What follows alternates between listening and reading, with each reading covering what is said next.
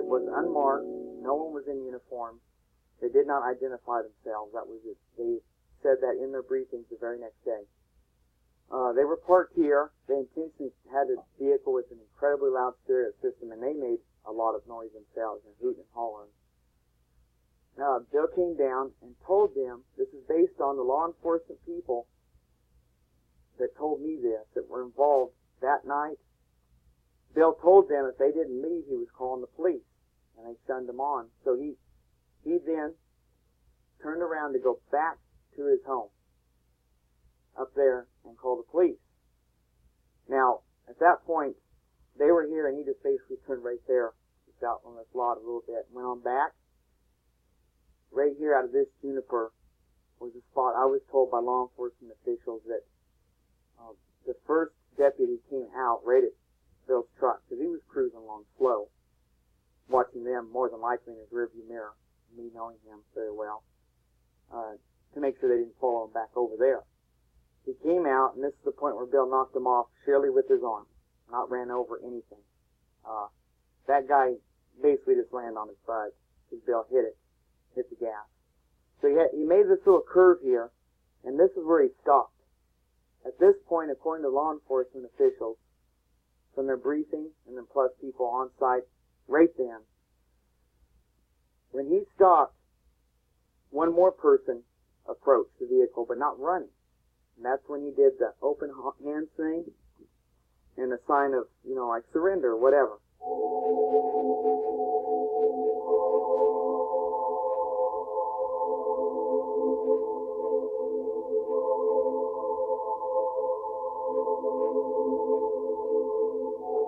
Here's where he hit up on the bank, just trying to avoid the vehicle that then came shooting up here, full bore, full speed, came ripping up the hill. So obviously the people at the end had communications with people down there on the road. Must have verified the Bill had turned around, coming back to his house. So they came zooming up here in a vehicle. He's avoiding them. He comes up on this bank. It was testified as that by the law enforcement reports, as well as the evidence on his vehicle. That is what happened. The exhaust system was tore off the bottom. He then proceeded right there past the small elms and the driveway to the front of his yard.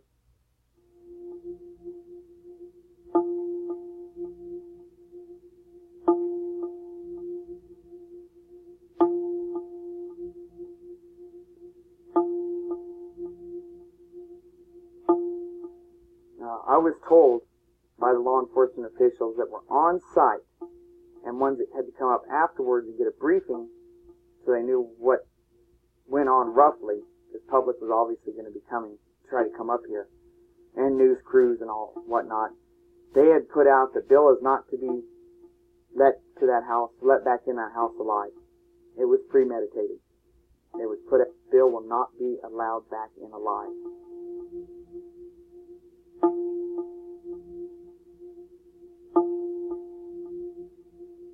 Right here at Bill's home is where he pulled up.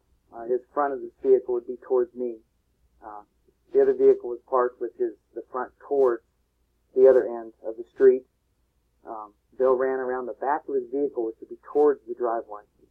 He then proceeded across his yard. This is when the shooting began, according to the reports. The vehicle that was parked here beside his truck, which was pointed that way, he had bought for Jessica, his daughter.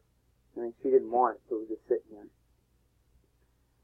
Sheriff Goldsmith ran around the back of it, which would be towards me, and got on this street side to use the vehicle as protection.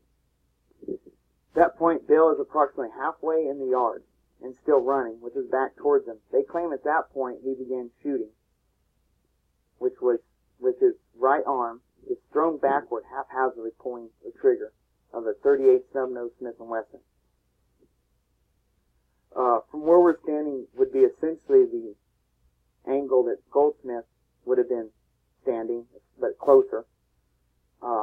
Marinas would have been by the 58 Chevy, which would be equivalent to that truck, but up all the way to the wall. Next to that end post of the front porch. Bill was Bills is shooting backwards like this, which would be back towards the street in reality, that direction. When he hit Marinas, that angle does not work at all. Plus, the bullet hole in the glass of the 58 Chevy indicates a bullet path of approximately this direction through the driver's roll-down window and out the passenger corner of the windshield, indicating clearly it went towards the dome in town, which is the high school field for playing during the winter. At that point, Goldsmith opened fire,